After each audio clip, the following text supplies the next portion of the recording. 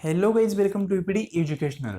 Guys, NTUG NET आणि SET या दोन्ही एक्झामच्या दृष्टिकोनातून आजपासून आपण सुरू करत आहोत क्रॅश कोर्स पेपर फर्स्टसाठी. म्हणजे जो पेपर फर्स्ट सर्व फॅकल्टीसाठी कॉमन असतो, या पेपर फर्स्टसाठी आपण हा क्रॅश कोर्स सुरू करणार आहोत. आणि या क्रॅश कोर्समध्ये पेपर फर्स्टचे जे 10चे 10 टोटल युनिट आहेत, ती 10 युनिट आपण कव्हर करून घेणार आहोत. तर या क्रॅश कोर्स संदर्भात थोडीशी इन्फॉर्मेशन तुम्हाला या व्हिडिओमध्ये मी आधी देणार आहे. त्यानंतर आपण युनिट नंबर सेकंड आहे रिसर्च ॲप्टिट्यूड हा सुरू करणार आहोत. तर गाईज, त्याआधी तुम्ही चॅनलवर नवीन असताल तर नेट सेट पेट एक्झामच्या अपडेटसाठी चॅनलला सबस्क्राईब करून ठेवा. आणि चॅनलची एक टेलिग्राम चॅनल आहे, त्याची लिंक डिस्क्रिप्शन बॉक्समध्ये आहे, त्यालाही जॉईन करून ठेवा, जेणेकरून कुठलंही अपडेट असेल, कोणतीही PDF असेल, इमिजिएटली तुम्हाला तिथेही भेटत जाईल. तर हे बघा गाईज, जो आपला पेपर फर्स्ट आहे त्याचा सिलेबस पूर्णपणे 10 युनिटमध्ये डिवाइड केलेला आहे. म्हणजे टोटल सिलेबस 10 युनिटमध्ये भेटतो. त्यामध्ये फर्स्ट आहे टीचिंग ॲप्टिट्यूड, त्यानंतर सेकंड आहे रिसर्च ॲप्टिट्यूड. तर आजपासून आपण रिसर्च ॲप्टिट्यूड हा युनिट सुरू करत आहोत आणि त्यानंतर टीचिंग ॲप्टिट्यूड या युनिटकडे जाणार आहोत. आणि त्यानंतर कम्युनिकेशन, त्यानंतर ICT, त्यानंतर मॅथमॅटिक्स, अशा प्रकारे आपण कव्हर करून घेणार आहोत सर्व युनिट. तर यामध्ये रिसर्च ॲप्टिट्यूड आज सुरू करणार आहोत आणि यामध्ये रिसर्चचं मिनिंग आणि काही कन्सेप्ट आहेत रिसर्चच्या, त्या आपण पाहणार आहोत. तर गाईज, या क्रॅश कोर्समध्ये तुम्हाला टोटल 100+ लेक्चर भेटतील. म्हणजे मिनिमम 100, मॅक्झिमम 120 लेक्चर भेटतील. आणि यामध्ये तुम्हाला सर्वचे 10 युनिट आहेत ना, ते कव्हर करून भेटणार आहे. आता बेसिकली बोलायचं झालं तर रिसर्च ॲप्टिट्यूड यावर तुम्हाला 10 ते 12 लेक्चर भेटतील. आणि 10 ते 12 लेक्चरमध्ये हा रिसर्च ॲप्टिट्यूड आपण कव्हर करणार आहे.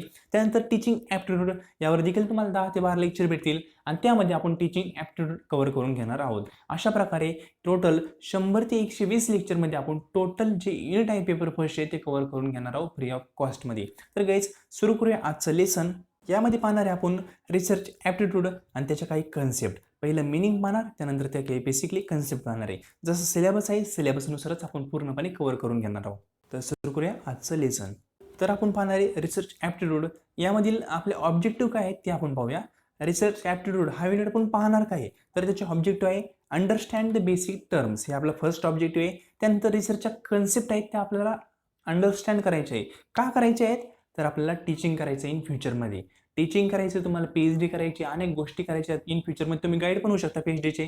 तर तुम्हाला बेसिक कन्सेप्ट आहेत त्या माहीत असणं गरजेचं आहे. तर हे देखील आपलं ऑब्जेक्टिव्ह आहे या कोर्सचं. त्यानंतर टार्गेट ऑडियन्स, म्हणजे हा जो व्हिडिओ आहे हा कोणाकोणासाठी आहे, कुठले विद्यार्थी हे क्रॅश कोर्स पाहू शकता. तर जे विद्यार्थी UGC नेटचा एक्झाम देणारे ते विद्यार्थी क्रॅश कोर्स पाहू शकता, किंवा सेट एक्झाम देणारे ते विद्यार्थी देखील क्रॅश कोर्स पाहू शकता. त्याचबरोबर कॉमर्स जे विद्यार्थी आहे त्यांच्या MCOMमध्ये TYला पण त्याला रिसर्च ॲप्टिट्यूड हा टॉपिक आहे, ते देखील विद्यार्थी पाहू शकतात. मॅनेजमेंटचे विद्यार्थी, त्यांना देखील सिलेबसमध्ये हा रिसर्च ॲप्टिट्यूड हा टॉपिक आहे, ते देखील विद्यार्थी पाहू शकतात. त्याचबरोबर सगळे जे विद्यार्थी आहेत जे पेट एक्झाम देणार आहेत त्यांच्यासाठी हा खूप महत्त्वाचा क्रॅश कोर्स आहे. हा जर तुम्ही पाहिला ना रिसर्च ॲप्टिट्यूड याचा क्रॅश कोर्स, तर पेट एक्झामचा ईच ना एव्हरी टॉपिक या क्रॅश कोर्समध्ये मी कव्हर करणार आहे, लक्षात ठेवा. आणि त्यानंतर जे विद्यार्थी सेट एक्झाम देणार आहे, नुसता महाराष्ट्राचा नाही, ऑल इंडियामधील जे वेगवेगळ्या राज्यांची सेट एक्झाम असतील ते देणार आहेत, त्यांच्यासाठी देखील हे व्हिडिओ महत्त्वाचे आहेत. तर गाईज, टार्गेट ऑडियन्स इतके आहेत आपले. नेक्स्ट सुरू करूया आपला क्रॅश कोर्स. यामध्ये आपण बेसिक टर्म्स ऑफ रिसर्च, म्हणजे रिसर्चचं मिनिंग, टर्म्स पाहणार आहोत. टोटल सांगितल्याप्रमाणे 30+ टर्म्स आहेत, महत्त्वाच्या कन्सेप्ट आहेत, त्या आपण कव्हर करून घेणार आहे. त्यामध्ये फर्स्ट आहे रिसर्च म्हणजे काय. तर माहीत असेल तुम्हाला काहीच, रिसर्च शब्द काय, 2 शब्दापासून बनला आहे, री प्लस सर्च. म्हणजे ऑलरेडी कोणीतरी एक गोष्ट सर्च केलेली, त्याला आपण पुन्हा काय करणारे, री करणारे, रिसर्च करणारे. म्हणजे रिसर्च ह्या कन्सेप्टला लक्षात घ्या तुम्ही, अशी जगात कुठलीही गोष्ट नाही आहे ती कोणीच आधी सर्च केलेली नाही आहे. प्रत्येक गोष्टीवर कोणी ना कोणी रिसर्च केलेला आहे आणि त्याच गोष्टीला आपण रिपीटली काय करणार आहे, रिसर्च करणार आहे. म्हणजे त्यामध्ये काहीतरी ॲडव्हान्समेंट आणण्याचा विचार करणार आहे, म्हणून आपण त्याला म्हणतो रिसर्च. म्हणजे ऑलरेडी एखादी गोष्ट सर्च झालेली, त्याला आपण पुन्हा काय करणार, रिसर्च करणार, लक्षात ठेवा. त्यानंतर आपण रिसर्च करणार आहे तो कसा असणार आहे, आपण अननोन टू नोनकडे जाणार आहे. म्हणजे एक गोष्ट माहीत नाहीच आहे ते आपण नोंद करून घेणार आहे, म्हणजे त्याला आपण जाणून घेणार ती कशी आहे. म्हणजे लक्षात ठेवा, रिसर्च का म्हणतात त्याला, तर रिसर्च तुम्ही ऐकलं असेल की कंटिन्यूस प्रोसेस आहे. म्हणजे एखाद्या व्यक्तीचा रिसर्च इथे एंड होतो ना, तिथूनच दुसऱ्या व्यक्तीचा रिसर्च स्टार्ट होतोय, लक्षात ठेवा. म्हणजे तुम्ही PhD करता, PhD केल्यानंतर तुम्ही जे रिसर्च करता त्यामध्ये जे तुमचं ऑब्जेक्टिव्ह असेल ते तुम्ही अचीव्ह करता, तिथे तुमचं ऑब्जेक्टिव्ह एंड होतं. पण दुसऱ्या व्यक्तीचं ऑब्जेक्टिव्ह तिथून स्टार्ट होतं, लक्षात ठेवा. म्हणजे एका व्यक्तीचं लिमिटेशन दुसऱ्या व्यक्तीचा स्टार्टिंग पॉईंट असतो रिसर्चमध्ये, हे लक्षात ठेवा. त्यानंतर आहे, हा रिसर्च केला कसा जातो, तर रिसर्च हे काय systematic investigation into the study of material and source. म्हणजे रिसर्चसाठी एक स्टेप्स आहेत, तुम्हाला माहीत असेल रिसर्चच्या प्रोसेस आहेत, रिसर्चच्या स्टेप्स आहे, म्हणजे तो कसा आहे सिस्टमॅटिक आहे, लक्षात ठेवा. यामध्ये इन्व्हेस्टिगेशन केलं जातं, पण कसंही नाही, कसं केलं जातं, एक सिस्टीम असते, त्या सिस्टीमला फॉलो करूनच केलं जातं. त्यानंतर आपण काय करतो, न्यू कन्क्लुजन फाइंड आउट करतो. म्हणजे आपण न्यू कन्क्लुजन आपण अचीव करण्याचा किंवा फाइंड आउट करण्याचा प्रयत्न करतो. तर बेसिकली रिसर्चमध्ये काय, तर रिसर्च एक आपण म्हणजे ऑलरेडी एखादी गोष्ट सर्च केलेली त्यांना आपण पुन्हा रिसर्च करणार, तर आपण रिसर्च म्हणतो. ही बेसिक आहे बरं का, हे एक्झामला विचारणार नाहीये, पण माहीत असणं गरजेचं आहे म्हणून मी तुम्हाला सांगतोय. नंतर रिसर्चचा प्रवास कसा असतो, अननोन टू नोन असतो. म्हणजे एखादी गोष्ट माहीतच नाही, तर आपण सर्च करून काय करणार, ती नोन करण्याचा प्रयत्न करणार. त्यानंतर हे काय सिस्टमॅटिक इन्व्हेस्टिगेशन असतं आणि न्यू कन्क्लुजन आपण फाइंड आउट करण्याचा प्रयत्न करतो किंवा न्यू कन्क्लुजन आपण ड्रॉ करण्याचा प्रयत्न करतो. त्यानंतर आणखी एक सांगितलंय रिसर्चची डेफिनेशन कशी आहे, तर हे पहा, research is a careful consideration of study regarding a particular concern or problem using scientific method. म्हणजे काय, इथं सिस्टमॅटिक म्हणजेच काय सायंटिफिक मेथड. तर यामध्ये तुम्हाला लक्षात इतकंच ठेवायचं आहे, हे लक्षात ठेवायचं नाही, हे फक्त बेस आहे आपला, हे एक्झामला विचारणार नाही. फक्त लक्षात ठेवायचं आहे रिसर्च काय असतो. रिसर्च म्हणजे ऑलरेडी एखाद्या गोष्टीवर सर्च केलेलं आहे एखाद्या व्यक्तीने, त्याला आपण पुन्हा काय करणार, सर्च करणार आहे, त्याला आपण म्हणतो रिसर्च. रिसर्च कसा असतो, अननोन टू नोन असतो. रिसर्च कसा असतो, सिस्टमॅटिक असतो. रिसर्च कसा असतो, सायंटिफिक असतो. इतक्याच गोष्टी तुम्हाला यामध्ये लक्षात ठेवायच्या आहे, बाकी लक्षात ठेवलं नाही तरी चालेल. ठीक आहे, हा आपला बेस आहे एकदम. तर नेक्स्ट कन्सेप्ट आहे क्लासिफिकेशन. तर क्लासिफिकेशन म्हणजे काय असतं, एक सिस्टमॅटिक अरेंजमेंट असतं कशाचं, ग्रुप्सचं किंवा कॅटेगरीचं, लक्षात ठेवा. म्हणजे अनेक गोष्टी असतील, त्यांना ग्रुपमध्ये क्लासिफाय केलं जाईल किंवा कॅटेगरीमध्ये क्लासिफाय केलं जाईल. जसं आपण आत्ताच पाहिलं, पेपर फर्स्ट आहे, याचा पूर्णपणे सिलेबस आहे. तो सिलेबस त्यांनी काय केला आहे, टोटल 10 युनिटमध्ये क्लासिफाय केला आहे. म्हणजे एखादी गोष्ट आहे ती सिस्टमॅटिकली काय केली जाते, क्लासिफाय केली जाते. का केली जाते, तर समोरच्याला व्यवस्थित समजावी म्हणून किंवा तुम्हाला स्वतःला ती व्यवस्थित अंडरस्टँड व्हावी म्हणून. तर क्लासिफिकेशन म्हणजे बेसिकली एक सिस्टमॅटिक अरेंजमेंट असतं.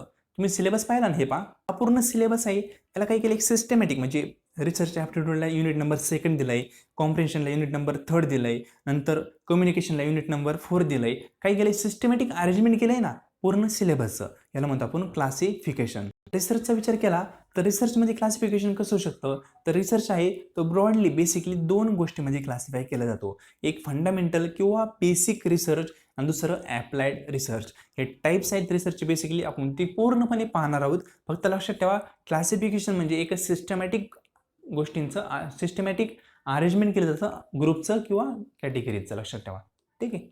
नेक्स्ट आहे व्हेरिएबल. व्हेरिएबल म्हणजे काय माहिती का, एखादी गोष्ट जी व्हॅरी होती, जी चेंज होती किंवा जी गोष्ट आपल्या रिसर्चशी कन्सर्न आहे म्हणजे संबंधित आहे, त्याला आपण व्हेरिएबल असं म्हणतो. Variable is a in a research refer person, place, things or phenomena that are you trying to measure in some way. म्हणजे व्हेरिएबल एक पर्सन पण असू शकतो, प्लेस पण असू शकते, थिंग पण असू शकते. म्हणजे रिसर्चच्या संदर्भात फॉर एक्झाम्पल तुम्ही रिसर्च करणार आहे बॉटनी गार्डनचा, तर बॉटनी गार्डनमध्ये तुमचे व्हेरिएबल कोणते झाले, जे प्लॅन्ट्स वगैरे असतील ते व्हेरिएबल झाले. फॉर एक्झाम्पल तुम्ही पॉप्युलेशनचा रिसर्च करणार आहे, तर पॉप्युलेशनचा रिसर्च करताना तुमचे व्हेरिएबल कोण झाले, सर्व पर्सन्स. म्हणजे व्हेरिएबल म्हणजे काय, ज्या गोष्टींचा तुम्ही स्टडी करण्याचा प्रयत्न करणार आहे आणि त्या गोष्टी चेंज होत आहेत किंवा होऊ शकतात. ठीक आहे, त्याला आपण व्हेरिएबल असं म्हणतो बेसिकली. नेक्स्ट आहे कॉझॅलिटी. आता कॉझॅलिटी म्हणजे काय, हे एक बेसिकली एक्सपेरिमेंटलची एक कन्सेप्ट आहे, लक्षात ठेवा. कॉझॅलिटी म्हणजे causality means relation between cause and effect. म्हणजे एखाद्या गोष्टीचा कॉज दुसऱ्या गोष्टीवर काय इम्पॅक्ट करतोय, काय इफेक्ट देतोय, त्याला म्हणतो आपण कॉझॅलिटी.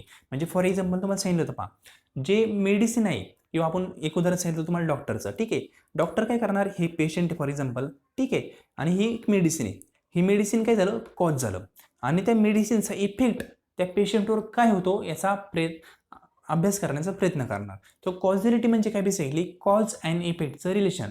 म्हणजे एखादी गोष्ट, कॉज म्हणजे काय, ही गोष्ट झाली तर त्याचा इम्पॅक्ट काय होणार आहे, इफेक्ट काय होणार आहे दुसऱ्या गोष्टीवर, याला म्हणतो आपण बेसिकली कॉज अँड इफेक्ट म्हणजेच कॉझॅलिटी. लक्षात ठेवा कॉझॅलिटी ही टर्म या ठिकाणी म्हणजे ज्या ठिकाणी यूज येते ना तिथे एक व्हेरिएबलला चेंज केल्यानंतर दुसरं व्हेरिएबल चेंज झालंच पाहिजे. काही necessary result in change in another variable म्हणजे एका व्हेरिएबलचा इम्पॅक्ट हा दुसऱ्या व्हेरिएबलवर झाला पाहिजे तर कॉझॅलिटी कन्सेप्ट तिथं अप्लाइड असते नाहीतर नाही असते. लक्षात ठेवा म्हणजे कॉझॅलिटी म्हणजे काय एखाद्या ठिकाणी कॉज झाल्यानंतर त्याचा इफेक्ट दुसरीकडे झालाच पाहिजे त्याला आपण म्हणतो कॉझॅलिटी. नंतर ही next basic term qualitative data. आता क्वालिटेटिव्ह डाटा काय असतो तर which data can not measure in exact figure म्हणजे एक्झॅक्ट फिगरमध्ये जो डाटा मोजू शकत नाही त्याला आपण क्वालिटेटिव्ह डाटा असं म्हणतो. फॉर एक्झाम्पल तुमचे गुणधर्म असतील, ठीक आहे, तुम्ही कसे आहात तुमचे गुणधर्म आपण इन फिगरमध्ये मोजू शकतो का? माझ्या 9 गुणधर्म आहे 10 गुणधर्म आहे इन फिगरमध्ये मोजू शकत नाही. तुम्ही हुशार आहात, किती हुशार आहात इन फिगरमध्ये मोजू शकत नाही. तुम्हाला टेन्शन आहे इन फिगरमध्ये तुम्ही मोजू शकत नाही किती टेन्शन आहे. ठीक आहे, तुम्हाला राग आलाय इन फिगरमध्ये तुम्ही राग तुमचा मोजू शकत नाही. म्हणजे ज्या गोष्टी तुम्ही इन फिगरमध्ये मोजू शकत नाही एक्झॅक्ट फिगरमध्ये मोजू शकत नाही ना त्याला म्हणतो आपण क्वालिटेटिव्ह डाटा. लक्षात ठेवा. आणि क्वालिटेटिव्ह डाटा बेसिकली रिसर्चमध्ये कसा असतो ॲट्रिब्यूट वगैरे म्हणजे एखाद्या गोष्टीचे वैशिष्ट्ये कॅरेक्टरिस्टिक्स त्याला आपण क्वालिटेटिव्ह डाटा असं म्हणतो. ठीक आहे, ज्याला आपण एक्झॅक्ट फिगरमध्ये मोजू शकत नाही त्या सर्व गोष्टी. नेक्स्ट आहे क्वांटिटेटिव्ह डाटा. आता क्वालिटेटिव्ह अपोजिट. क्वांटिटेटिव्ह म्हणजे काय इन फिगरमध्ये आपण मोजू शकतो.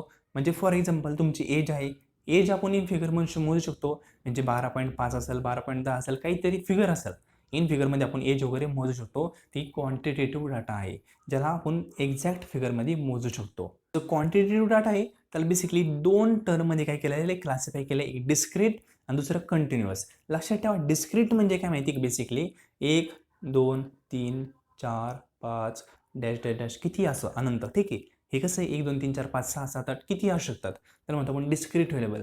म्हणजे इथं तुम्हाला लक्षात घेण्याची गोष्ट अशी आहे डिस्क्रीट व्हेरिएबलमध्ये पॉईंटमध्ये आन्सर नसतं.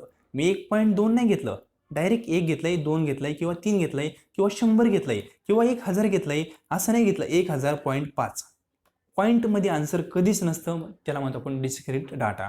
आणि जो डाटा पॉईंटमध्ये असतो ना त्याला आपण कंटिन्युअस डाटा असं म्हणतो. म्हणजे फॉर एक्झाम्पल 1.5 किंवा 2 1 पॉईंट नंतर आपण म्हणू शकतो 7 किंवा इथं 10.9 हे काय आलं कंटिन्युअस व्हेरिएबल. जे पॉईंटमध्ये मेजर केलेलं असतं त्याला आपण कंटिन्युअस व्हेरिएबल असं म्हणतो. डिस्क्रीट म्हणजे पॉईंटमध्ये आन्सर नसतं. लक्षात ठेवा. नेक्स्ट आहे बायस. बायस म्हणजे काय तर एखाद्या गोष्टीकडं अनफेअर दृष्टिकोनाने पाहणं. म्हणजे फॉर एक्झाम्पल इथे एक डेस्क आहे, इथे एक इंटरव्ह्यू घेणारा व्यक्ती आहे आणि इथे इंटरव्ह्यू देण्यासाठी अनेक स्टुडंट समोर थांबलेले आहे. ठीक आहे, हा जो व्यक्ती आहे ना त्याचा आपण म्हणू शकतो एखादा मुलगा किंवा त्याच्या ओळखीचा कॅन्डिडेट इथे बसलेला आहे. मग त्या व्यक्तीने काय केलं माहिती का जो इंटरव्ह्यू घेणार आहे ते सिलेक्ट केलं बाकीच्यांना सिलेक्ट केलं नाही याला म्हणतो आपण बायस. बायस म्हणजे काय एखाद्या गोष्टीकडे आपला टेंडन्सी असणं ट्रेंड असणं बाकीच्या गोष्टींकडे आपण थोडंसं इग्नोरच करणं किंवा एखाद्या गोष्टीच्या आपण दृष्टिकोनातून पूर्णपणे विचार करणं तिथं आपण बायसनेस असं म्हणतो. आपलं तिथं पर्सनल जजमेंट वगैरे आपण लावलेलं असतं. लक्षात ठेवा तर आपण बेसिकली बायस म्हणतो. आणि बायस हे कसं असतं अनफेअर असतं. अनफेअर का आपण हे आपलं ओळखीचं म्हणून याला सिलेक्ट केलं बाकीच्यांना आपण सिलेक्ट केलं नाही ना म्हणजे यांच्याशी आपण काय वागलो अनफेअर पद्धतीने वागलो. लक्षात ठेवा बायसनेस. तर रिसर्चमध्ये बायसनेस नको आहे म्हणजे बायस नको आहे रिसर्चमध्ये. लक्षात ठेवा अनबायस रिसर्च पाहिजे. जर आपण बायसनेसने रिसर्च केला तर तो आपल्याला व्हॅलिड कन्क्लुजन देणार नाही. कन्क्लुजन आपलं रॉंग निघणार आहे. लक्षात ठेवा बायस म्हणजे अनफेअर गोष्टी. ठीक आहे. Next hypothesis. हायपोथिसिस म्हणजे दुसरं तिसरं काही नाही गृहीतक असतं. एक आपण ॲझम्पशन धरतो म्हणजे आपण जो इम्पॅक्ट करणार आहे त्याचा रिझल्ट आपल्याला असा भेटायला पाहिजे इन फ्युचरमध्ये असं एक आपण अझम्पशन धरतो त्यालाच आपण म्हणतो हायपोथिसिस. आणि हायपोथिसिसलाच काय म्हणतो आपण एक टेंटेटिव्ह स्टेटमेंट देखील म्हणतो. यावर खूप वेळा क्वेश्चन विचारायला लक्षात ठेवा.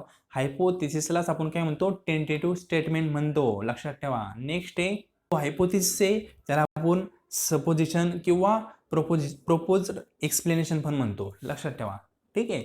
म्हणजे पहिल्यांदा बेसिक गोष्ट तुम्हाला टेंटेटिव्ह स्टेटमेंट म्हणजे काय तर हायपोथिसिस हेच विचारतात जास्त काही विचारत नाही. हायपोथिसिस म्हणजे एक टेंटेटिव्ह स्टेटमेंट असतं एक गृहीतक असतं आपण ॲझ्युम केलेलं असतं एक गोष्ट इन फ्युचर आपली अशी होऊ शकते रिसर्चमध्ये. ठीक आहे. म्हणजे रॉंग आहे का राईट आहे आपण ते नंतर टेस्ट करतो पण आधी आपण एक अझम्पशन करतो. ठीक आहे. तर आजच्या बेसिक टर्म होत्या रिसर्चच्या यामध्ये थोडंसं मी घाईने शिकवलं आहे कारण का यामध्ये थोडं इंट्रोडक्शन पण करून द्यायचं होतं क्रॅश कोर्सचं आणि थोडंसं टाईमही लागला असता. ठीक आहे. त्यामुळे थोडासा स्पीडने हा व्हिडिओ आहे बाकीचे व्हिडिओ तुम्हाला योग्य प्रकारे भेटतील. हा व्हिडिओ पाहिल्याबद्दल थँक्यू सो मच. आणि गाईज यामध्ये कन्सिस्टन्सी ठेवणं गरजेचं आहे बरं का. टोटल मी 100 ते 120 लेक्चर तुम्हाला अपलोड करून देणार आहे. यामध्ये तुमचा फायदा आहे. तुम्ही सगळे वॉच केले, एक्झामला तुमच्या सर्व कन्सेप्ट येत असतील, तुम्ही डेफिनेटली क्वालिफाय होताल. बाकी as your wish. Thank you so much.